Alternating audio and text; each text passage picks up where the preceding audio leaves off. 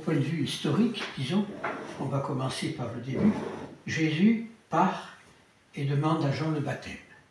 Il a 30 ans, il va sur les bords du Jourdain, voir son cousin Germain, et Jésus rentre dans l'eau du baptême, les cieux s'ouvrent, et du ciel une voix se fait entendre, celui-ci est mon fils bien-aimé en qui j'ai mis toute ma complaisance.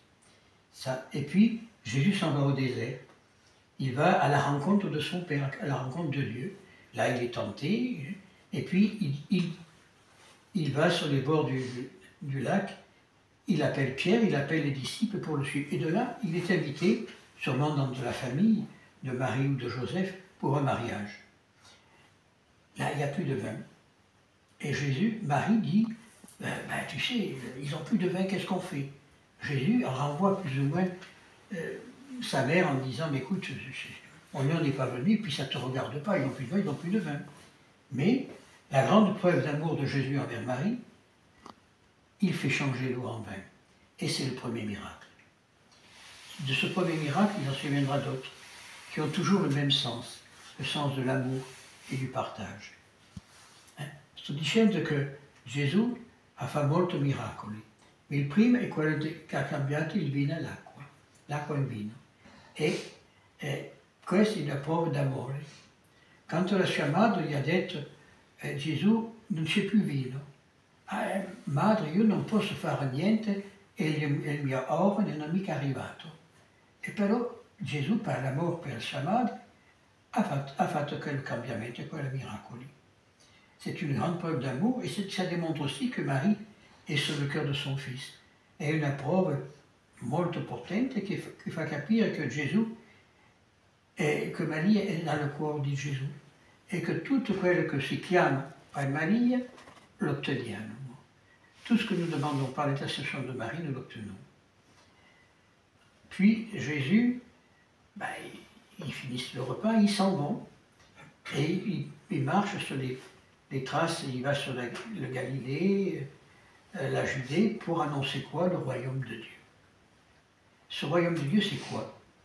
Alors bien sûr que les Juifs s'imaginaient que c'était un royaume terrestre, que Jésus a été couronné roi et qu'il allait mettre les Juifs, les Romains à la porte de Jérusalem. Ce qui n'est pas le cas. Jésus n'a pas annoncé un royaume terrestre, mais un royaume céleste. Et ce royaume céleste se trouve où? Si ce n'est dans notre cœur. C'est à nous de vivre dans ce royaume pour être en compensation complète et en contemplation de Jésus. Et c'est facile, je reviens toujours à ce que disait Saint Benoît, savoir ouvrir l'oreille de son cœur pour entendre parler du Seigneur. Sto dicendo che il royaume di Dio è nel nostro cuore. Il nostro cuore deve sempre si aprire per sentire la parola di Dio. Come l'ha detto San Benedetto, saper aprire l'orecchio del cuore per sentire parlare Dio. E Dio parla. Io mio padre maestro, Padre Joseph, diceva sempre, Dio è peggio che una contadina, parla sempre, sempre, sempre, sempre. Et noi que non vogliamo sentire. Et ça, je suis persuadé que Dieu parle en nous par différents événements. Mais dès que nous, on espère et on souhaite une chose, il nous le fait. Oui, mais peut-être à contre-cœur et il détruit autre chose. Il détruit notre moi personnel. La voie qui nous mène à Dieu, la strada qui nous conduit à Dio, è una strada non mica un boulevard, è una strada di spine, una strada di rocca, una strada di sabbia. Ce n'est pas un boulevard qui nous conduit à Dieu, c'est une route d'épines, de sable et de pierre. Et si on n'est pas capable de franchir ce sable-là, on n'est pas capable de rentrer en communion avec Dieu. Dio ni amo, Dieu nous aime. Et dans cet amour, dans quell'amore ineffable, dans cet amour ineffable, il nous donne son cœur. C'est nous qui ne sommes pas capables d'ouvrir ce cœur et de l'écouter. Je prendrai des exemples tout bêtes. On espère avoir un château en Espagne et Dieu nous donne une petite maison en brie. Merci Seigneur d'avoir une maison en brie, parce que le château en Espagne s'écroule. On doit chercher le royaume de Dieu, non sa gloire, mais le royaume de Dieu.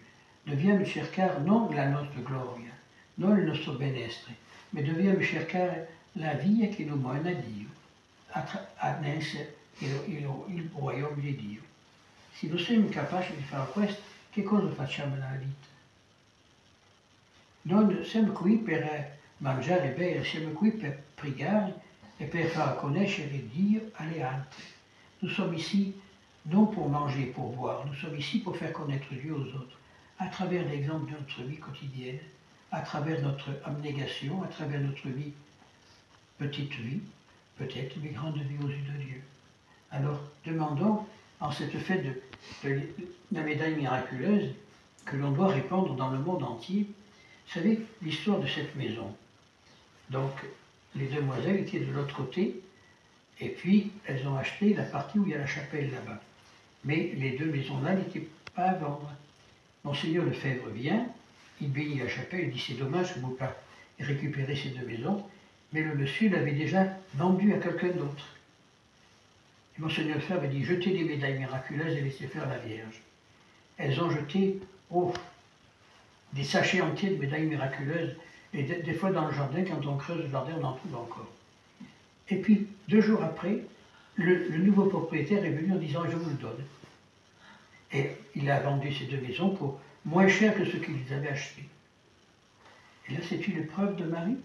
C'est une preuve que ce royaume-là, cette maison, c'est vraiment le royaume de Marie. Et Marie nous dirige par des chemins que l'on ne voudrait pas prendre. Hein?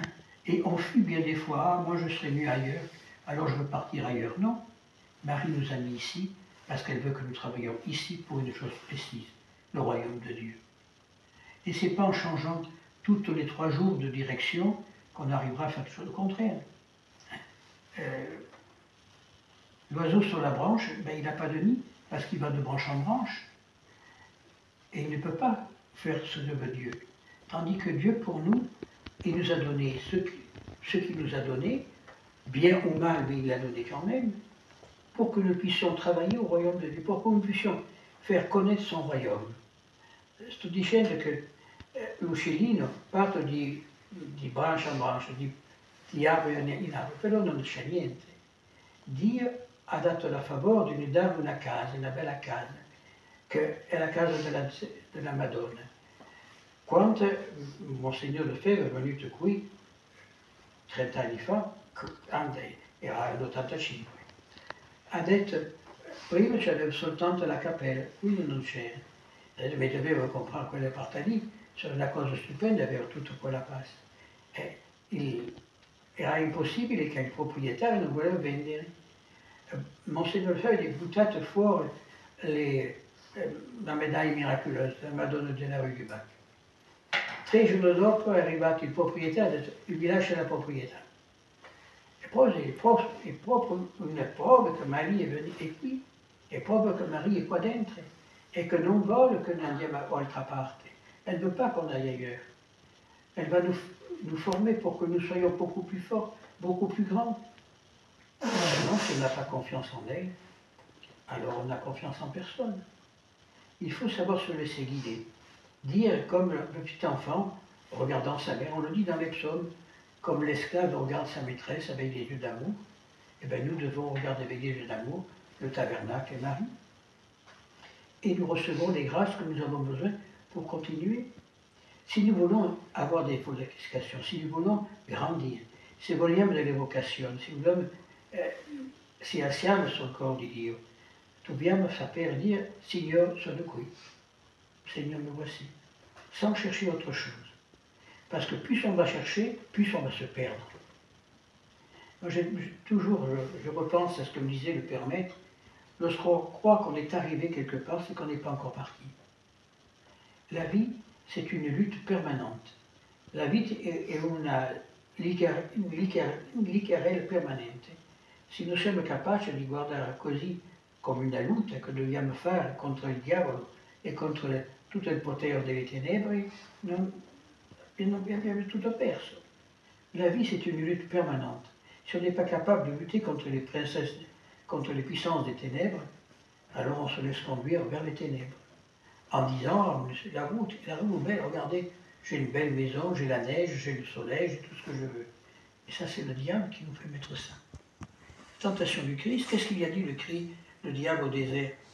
Je te donnerai tout le royaume de la terre si tu m'adores. Qu'est-ce qu'il a répondu, Jésus? Tu adoreras le Seigneur Dieu, ton seul Dieu. Et voilà, c'est nous ce que nous devons faire. On ne doit pas extrapoler des châteaux en Espagne. On doit simplement dire, Seigneur, me voici. J'accepte tout pour l'amour de vous. Et Marie, elle a fait. Marie et Joseph, ils auraient pu vivre une vie normale. Non, ils se sont enfermés, si je peux dire, dans leur oui qu'ils ont fait à Dieu. Ça n'a pas dû être facile tous les jours, parce que la vie n'était pas facile autant de... Il y a quand même 2000 ans, la vie n'était pas facile, mais ils ont accompli la tâche que Dieu leur a voulu pour eux.